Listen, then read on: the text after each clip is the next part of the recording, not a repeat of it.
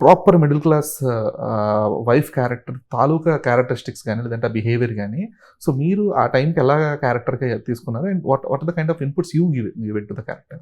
అంటే definitely director గారు చెప్పినవి చాలా ఉన్నాయి. అలాగే శివాజీ గారు చెప్పినవి కూడా ఉన్నాయి. కానీ ఏంటంటే ఇన్‌బిల్ట్‌గా ఒక ఒక ఒక ఫీమేల్ కదా!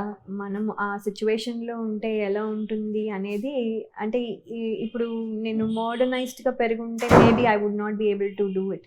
బట్ ఇప్పుడు నేను అలాగా పెరగలేదు కాబట్టి ఇన్‌బిల్ట్ ఉంది కాబట్టి ఆటోమేటిక్‌లీ వచ్చేస్తుంది. ఇప్పుడు నాకు okay. Middle class wife role చేయడము యాక్చువల్లీ రకరకాలుగా I can do different things.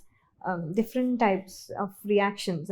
అదే రియాక్షన్ ఇంకొంచెం ఎక్కువగా, లేకపోతే వెటకారంగా, లేకపోతే ఇదిగా, లేకపోతే టిమ్మిడ్‌గా ఇలా I can do lot of things because this is part of me growing inbuilt up. అంటే అనుకోవచ్చది. అందరిని చూస్తూ అలాంటి వాళ్ళని చూస్తూ పెరిగి అంటే మిడిల్ క్లాస్ మెంటాలిటీనే ఉంది ఇంకా.